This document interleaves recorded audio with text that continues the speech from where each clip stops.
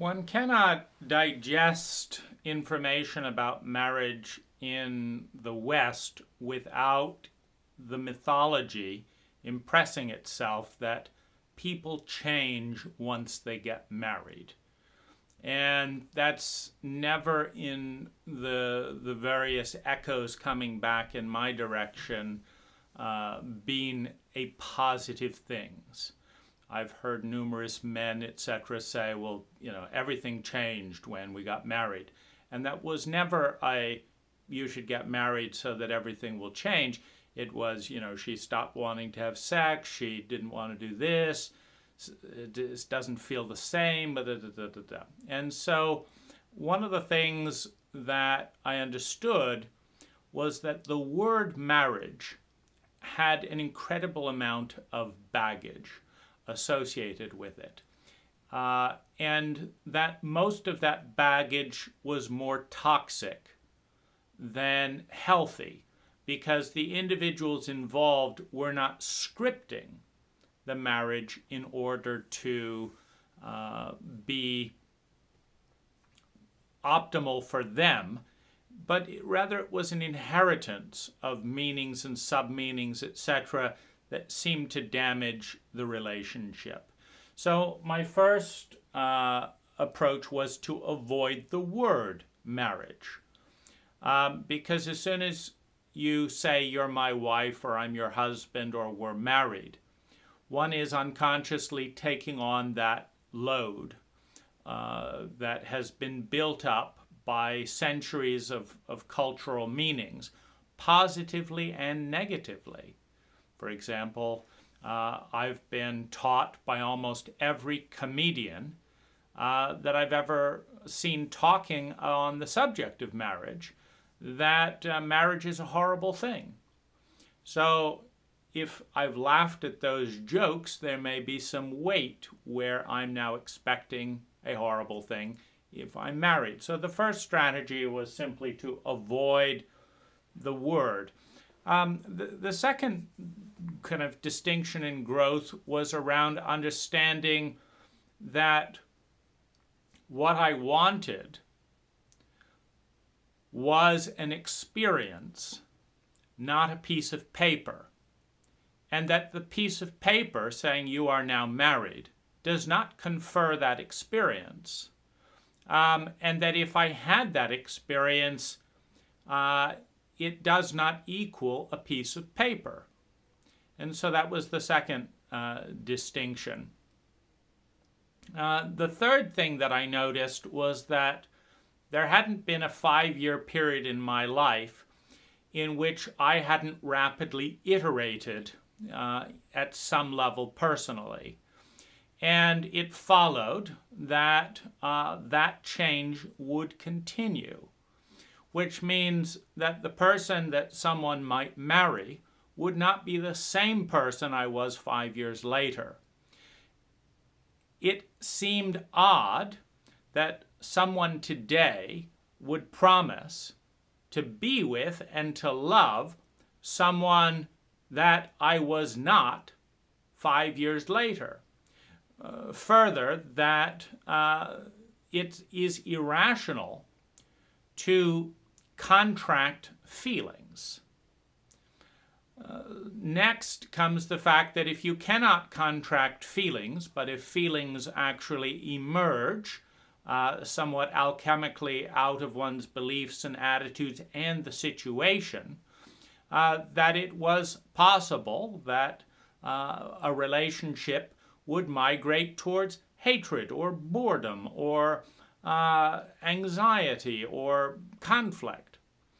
And then the next obvious conclusion is that if the reason one was entering a deep relationship, which was to experience the state and phenomena that was taking place at the time of entering, that one should not bind someone hostage to experiencing a completely different state or set of feelings which might or might not occur.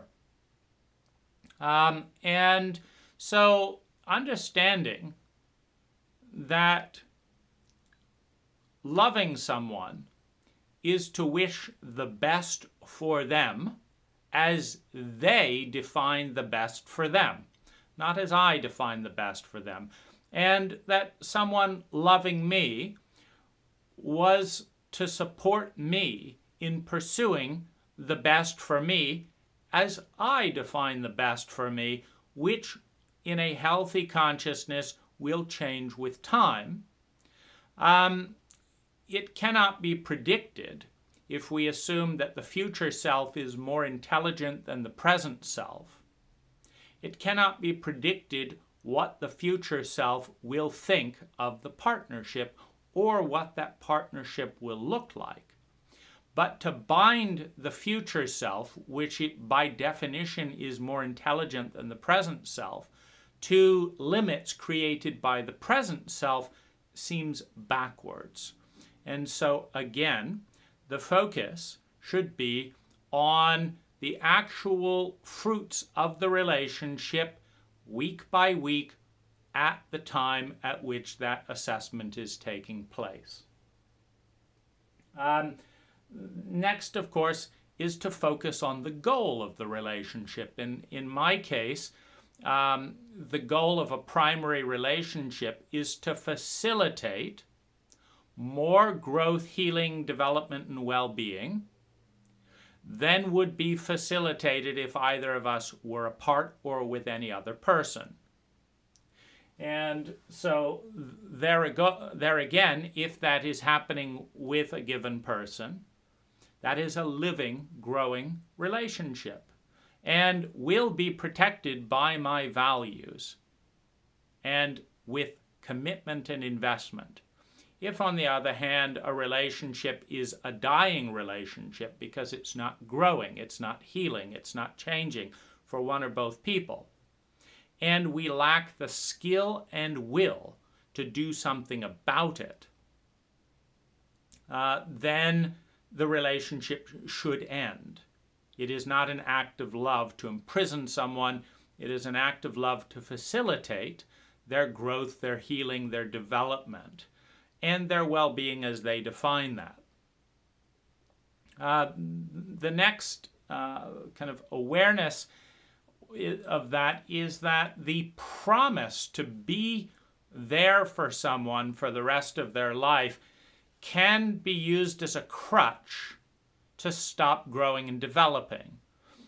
In classical terms, in my generation at 44 years old, born in 1975, there is still, amongst at least 40% of the women that I've dated, some sense that the man should pay for things or should do more than they do, and that there's often the mystique around this general notion that, I'll make you happy and you'll take care of me, more of a father-daughter type of dynamic than a relationship of two equals.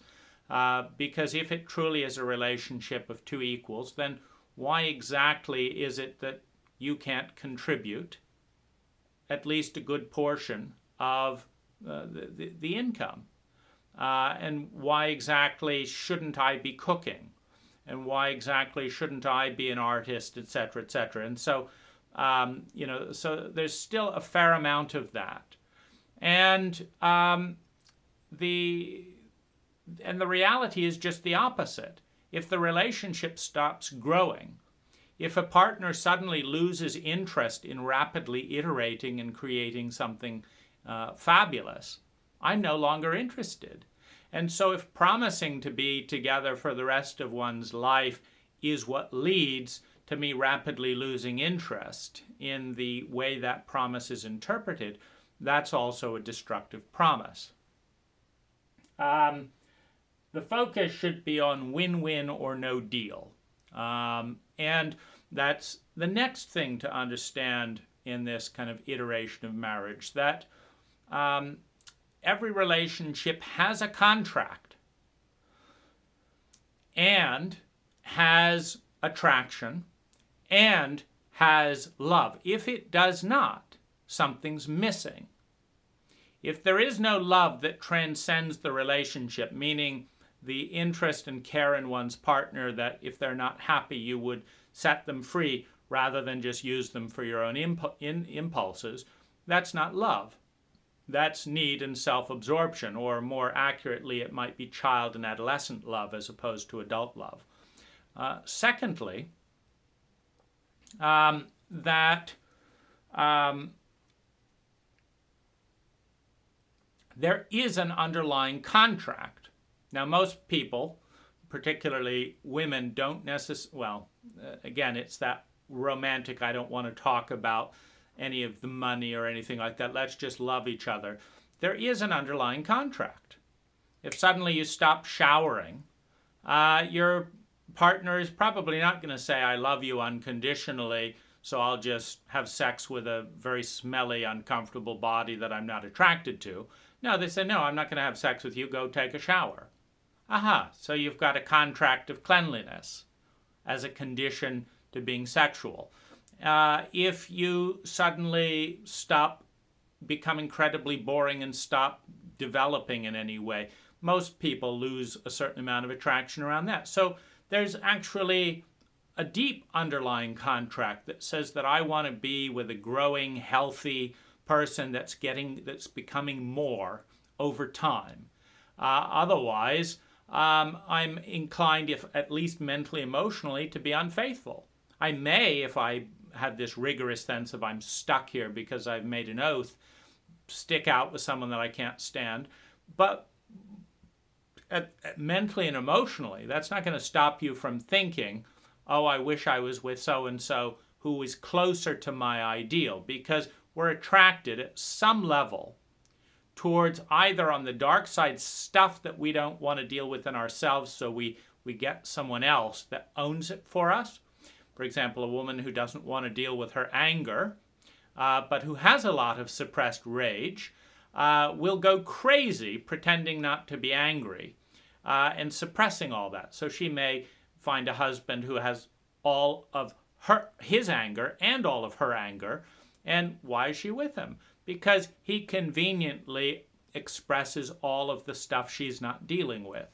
And so, again, I didn't want to be stuck in that kind of dynamic one way or another. And when I met the woman I married, one of my focuses was on being useful. I realized that I could be more useful to her than to any other person on the planet at that time that I was aware of.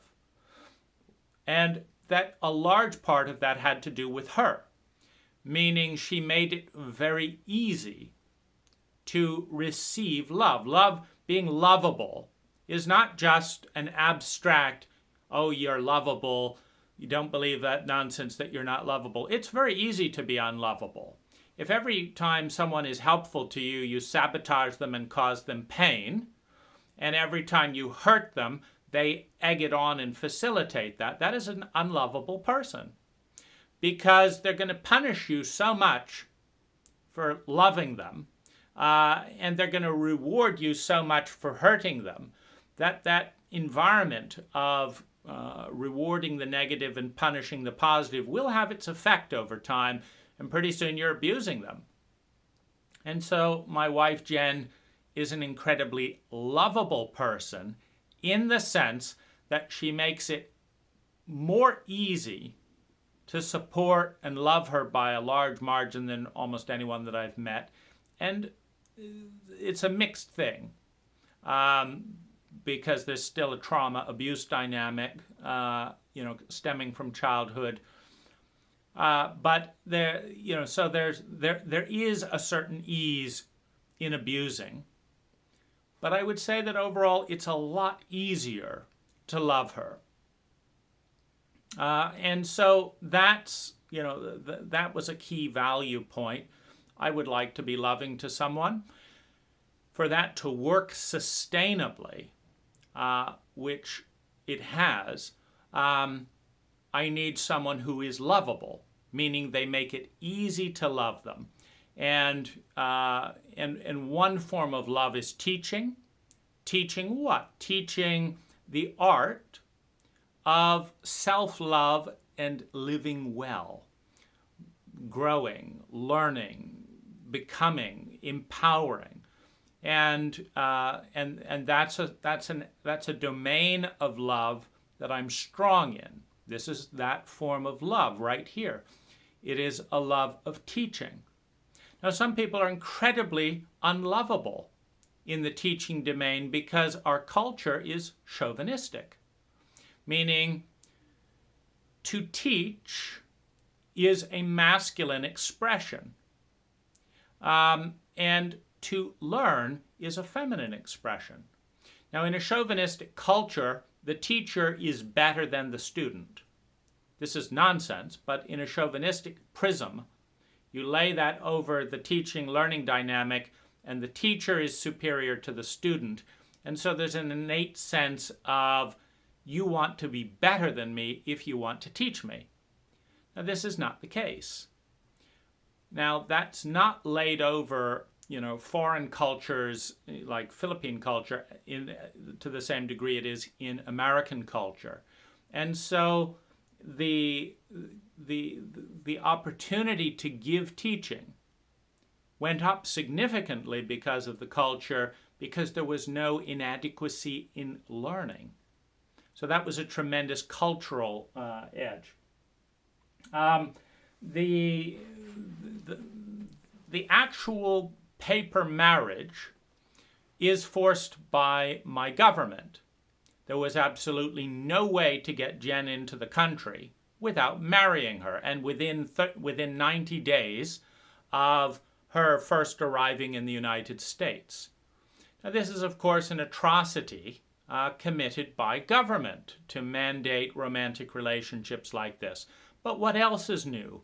And so what we did was first of all, we wrote our own contract of what it was to be married. We wrote our own vows that had nothing to do with being together until we died, but rather that as long as we were in this relationship, we were going to do the best to be loving as an adult, and that we would strive towards goals of growing and seeing that each month we were together, we came out stronger than we were the month before. And that if at any point that pivoted, that we would separate. And that is not a failure, that may be a sign of growth, that may be, etc. And then to take the money out of the equation, because money is an incredibly charged word and substance in a capitalist framework, where again, the person who has the most money is considered superior. You have you're a winner or you're a loser in the United States, and what that really means is you have a lot of money or you don't have any money. It has very little to do with one's inner state. This is, of course, another chauvinistic influence. So we took money out of the equation entirely with the instrument of a prenuptial agreement that actually rewards Jen if she leaves, but not very much. And so in that sense, the structure was one where I never wanted to be in the situation where I wondered if someone was with me because of money or because of status or because of a marriage vow. So we've taken that out because with a prenuptial agreement, you don't get any money for marrying.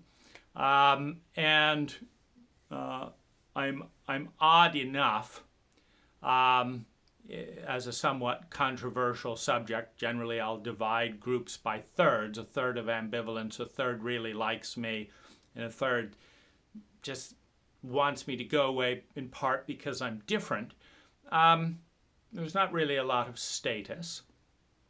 And with a continually learning and growing relationship, every month Jen is with me. She has more skills and resources with which to be independent. And that's an important principle because it either liberates her from any sense of need of me, which means that her love can mature stronger into adult love, where it's not coming from, I'm not sure I can take care of myself, or I don't want to face the world alone, so I'm with you out of fear of the world.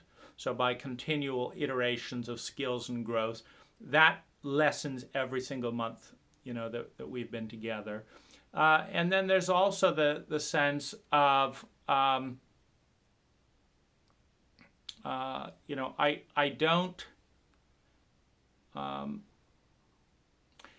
don't want someone with me who would be enjoying themselves more with someone else. And so basically that was very consciously structured so that, Jen can end the relationship with 3 days notice at any time. And I can do the same. And we will both end in a stronger financial, emotional, etc., spiritual, logistical framework than when we began. And, towards that end, separate bank accounts, separate incomes, a goal of moving towards mutuality and balance and symmetry, and, the ongoing deepening practical freedom. Now, real practical freedom comes from confidence, and confidence comes from experience. And so we've been very clear to structure the relationship since there was some imbalance in that. I've had, as the older person and as a Western person, more logistical confidence, than she had. But the goal is that every month, Jen is more and more confident through experience, which means that I delegate more and more of that kind of stuff to her. And that means one or two things happens. Either I have a phenomenally talented partner who becomes more and more phenomenal every month together, or the odds of Jen's life becoming, incredibly independently phenomenal whenever she leaves goes up every month as well. This month she learns how to swim well. This month she learns how to manage money. This month she learns how to drive a car. This month she learns how to negotiate this. This month she learns how to do these skills running a business and does them. I mean, it's not just abstract learning. I've always believed in learning through doing. And so, I just see that she does all of the things for us to a point of confidence.